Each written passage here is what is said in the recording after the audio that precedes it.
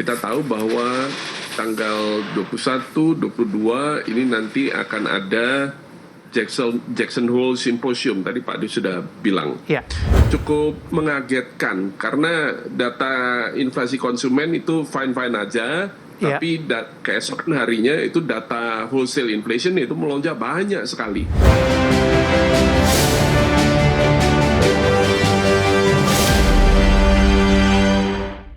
Terima kasih untuk Anda yang masih bergabung bersama dengan kami, dan di segmen ini kita akan review jalannya perdagangan di sepanjang hari ini pemirsa. Dan kami ingatkan kembali Anda masih bisa berpartisipasi di WhatsApp interaktif kami di 0812 di 8788 di 3723 seperti yang tertera di layar televisi Anda nantinya. Dan saat ini kami sudah terhubung melalui Zoom bersama dengan Bapak Hari Suwanda selaku CEO Akela Trading System. Kita akan langsung sapa saja. Pak Hari, selamat sore, apa kabar Pak? Selamat sore Pak Ade, terima kasih undangannya. Ya, terima kasih juga sudah meluangkan waktu Pak setelah libur panjang. Kemudian pekan lalu indeks harga saham gabungan sudah menyentuh level intraday tertinggi di 8.017 kalau tidak salah. Dan pasca libur panjang nih Pak, indeks harga saham gabungan sempat menguat ke 79 tadi, namun berbalik kembali ke zona merah di 7865 posisi saat ini. Analisis secara teknikal Pak Hari, setelah menembus intraday tertinggi sepanjang masa, kemudian hari ini kembali mengalami pelemahan meskipun tadi sesaat sempat menembus di 7.900-an. Ada dua hal Pak Ade. Yang pertama adalah dari sisi makro, kita tahu bahwa tanggal 21, 22 ini nanti akan ada Jackson Hole Symposium, tadi Pak Adi sudah bilang. Ya. Dan ini memang sangat ditunggu-tunggu karena apakah Jerome Powell nanti akan dovish, terutama yang tanggal 22 ya, pada hari Jumat, dia pidatonya akan dovish ataukah dia hawkish. Nah, ini yang membuat orang ragu-ragu ya, investor ragu-ragu untuk hold saham ya, dan aset berisiko lainnya. Dari makro seperti itu, khususnya adalah karena data wholesale inflation atau PPI yang melonjak ya, jadi ini cukup mengagetkan karena data inflasi konsumen itu fine-fine aja, tapi keesokan harinya itu data wholesale inflation itu melonjak banyak sekali, bahkan menembus level 3,7% untuk yang core PPI. Nah, ini dari sisi makro dan dari sisi global. Nah, dari internal kalau kita perhatikan, big caps bank ini tertekan dan sentimennya berasal dari BCA.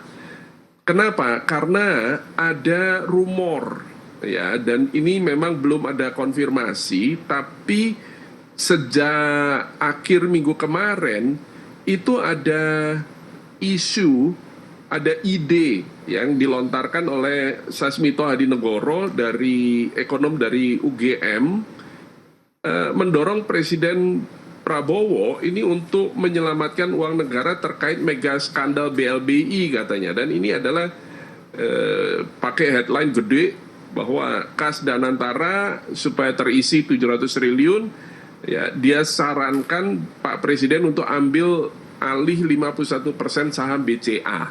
Dan ini yang membuat semenjak beberapa hari lalu sebelum liburan kemarin itu BCA memang tertekan, dan ini membawa sentimen ke sektor perbankan karena kita ketahui bahwa BCA kan market leader ya, industri leader untuk bank big caps.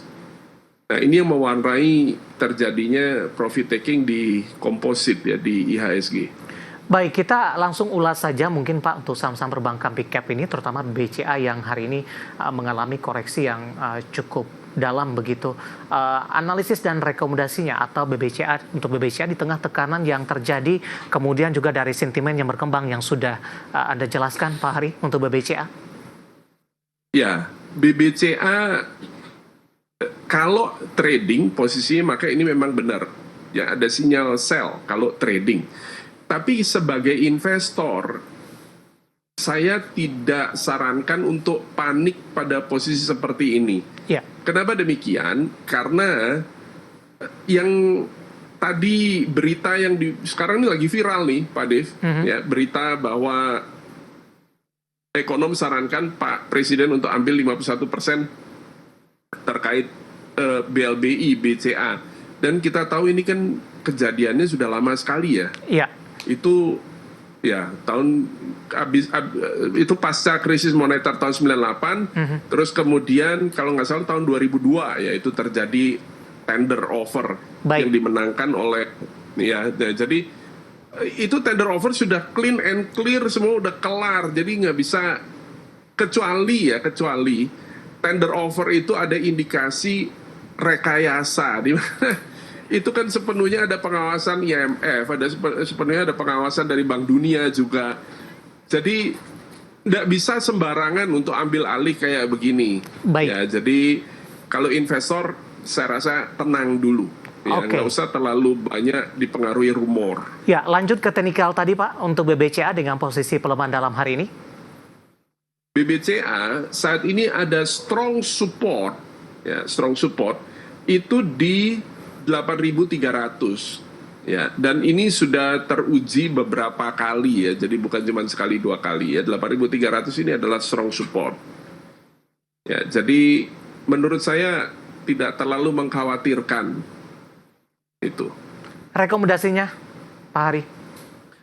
Kalau sudah punya dan ini adalah investasi sifatnya, maka ya nyantai aja, hold ya. Nah, apakah akan tercipta peluang baru untuk bisa nambah posisi lagi? Tentunya ya. Nah, akan tetapi biarkan koreksinya sampai selesai dulu, baru terus kemudian kita akumulasi. Kalau sekarang ini kan baru mulai. Baik. Ya, jadi koreksi kita mulai itu baru mulai dari tanggal 14 Agustus.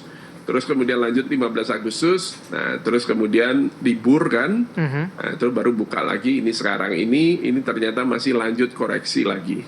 Baik, analisis untuk BBCA yang hari ini juga salah satu menjadi pemberat terbesar untuk indeks harga saham gabungan, dan lagi-lagi keputusan investasi tetap ada di tangan pemirsa ADI Channel. Pak Hari, tapi secara keseluruhan bagaimana Anda melihat posisi dari saham-saham perbankan big cap lainnya di luar dari sisi BBCA, Pak? Gambaran ketiga saham lainnya, terutama dari Bank Himbara. Mari kita lihat ya. BRI ini baru hari ini koreksi. Ya, beda sama BCA. Jadi kalau kita lihat 15 Agustus BRI itu masih menguat 1,5% loh. Ya, dan hari ini aja dia baru pullback 1,9%. Jadi sebenarnya tidak mengkhawatirkan. Jadi tidak ada yang perlu dikhawatirkan.